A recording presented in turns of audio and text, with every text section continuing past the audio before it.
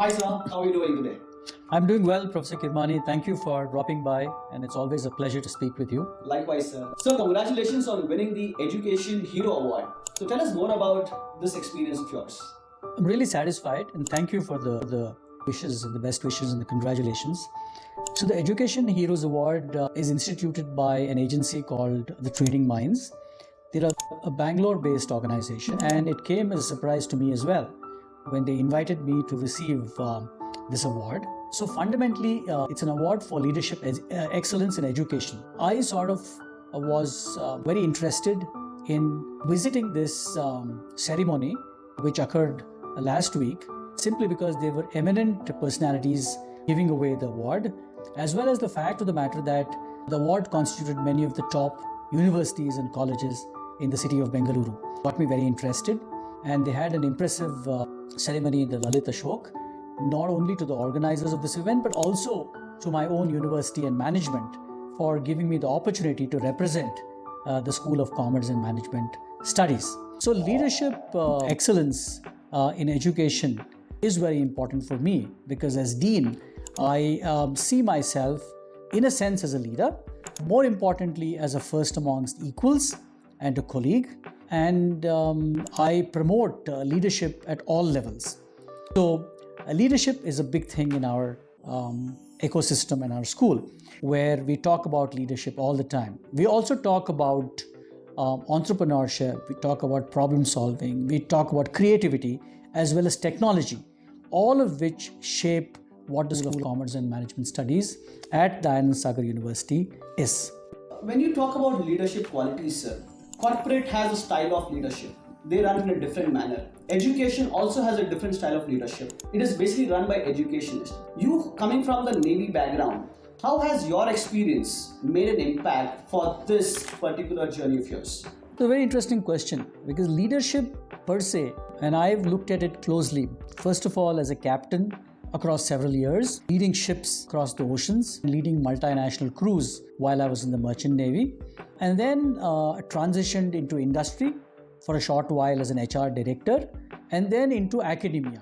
So in industry, leadership is measured in terms of short-term results, and you're expected to deliver quick results in a sense, in a commercial sense, in a human resource sense, in a strategic sense, and so on and so forth. I find in academia, the timelines are a little longer in a sense that you have to deliver results over a period of time. So it involves more careful strategic planning and tactical execution. And you need to be very hands-on, and you need to also look into the future.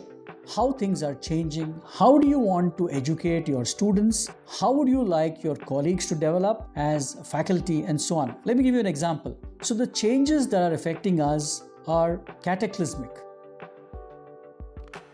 If you look at what's happening in the world today, so technological changes are huge. Employee expectations are changing all the time. And this is a new paradigm. For example, many employees today want to work from home. So these are changing work patterns. The world is changing around us. There's a war in Europe. There's a war in the Middle East. Does it affect us in India? It does, in many senses. We also have demographic shifts. You're getting many younger people coming into the workforce.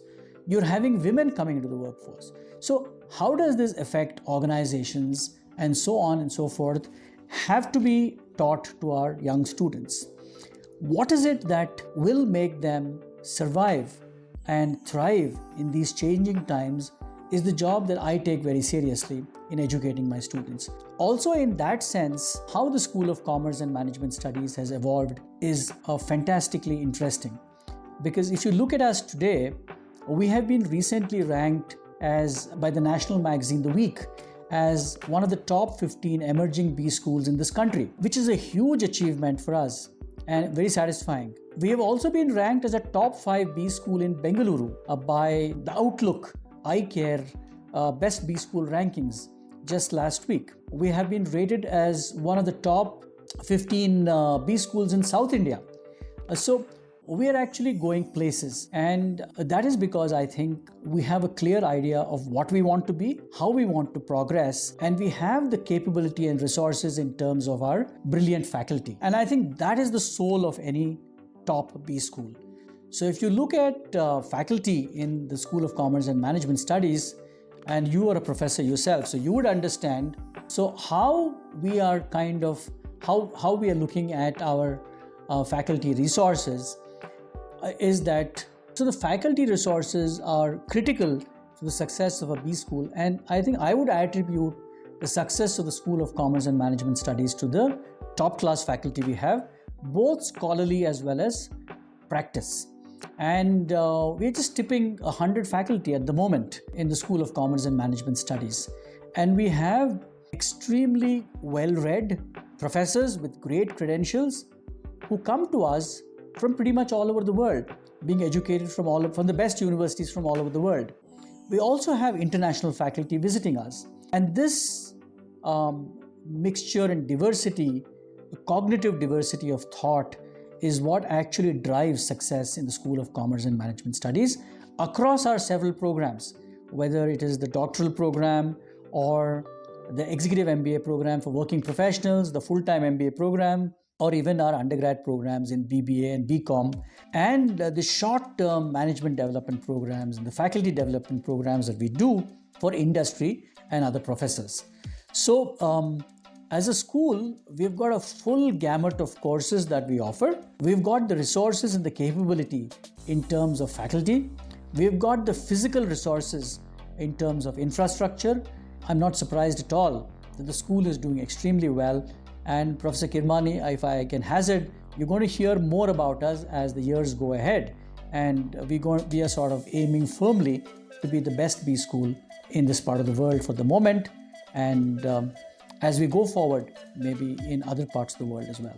Brilliant, sir. Congratulations. I think it's a great achievement. With your journey, I mean, Dayanand Sagar, of course, has a legacy of 70 odd years, right? And you have just taken over the reins from director to the dean, the journey of executive education, and now the dean of the entire School of Commerce and Management. Do you think in this short span of about 5 to 6 years, if I'm right, sir, what have been your learning lessons that you would want to communicate to the schools and B schools across India and the world that they have been surviving over the years, and you have seen the success of the last 6 years? So what is the different things that you have done here that has made Dayanand Sagar a name in itself?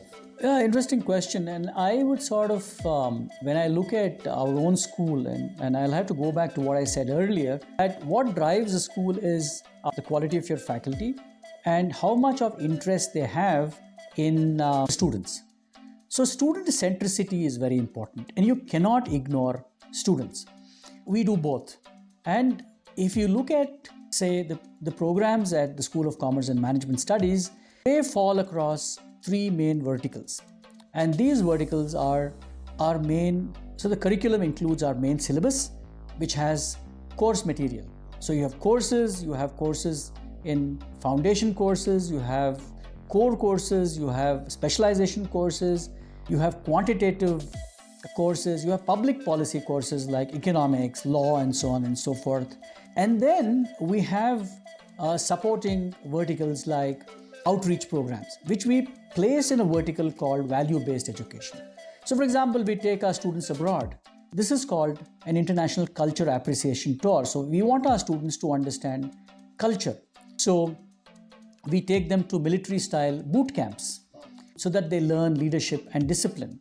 Students are put through international certification programs so they get an idea of how the global world works. Students also access brilliant case studies from the best universities across the world, as well as those written by our own professors. So they also meet, so we've got a very exciting program called Adventures in Attitude, where we have delineated 12 major attitudes, and we invite heavy hitters from industry, people who have been there and done that, people who have been successful, to talk about specific areas of attitude. So just next week, we're going to have a person joining us from Europe who's going to talk to us about sense of purpose. What does it mean to have a sense of purpose? Why is it so important? What is that compass which drives successful people? Ours is something that we're going to discuss. So all these come under value-based education. We also have on mental health. We're talking to students about how to improve their resilience and their ability to take failure we're talking about entrepreneurship, and so on and so forth. In another area, we also talk about Industry Connect, which is the third vertical. We have very strong Industry Connect.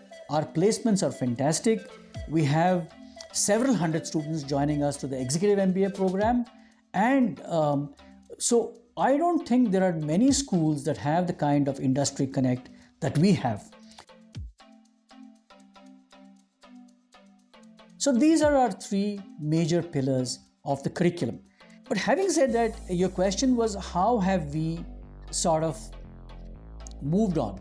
And we have clearly delineated 5 areas that we would like to concentrate on over the last few years.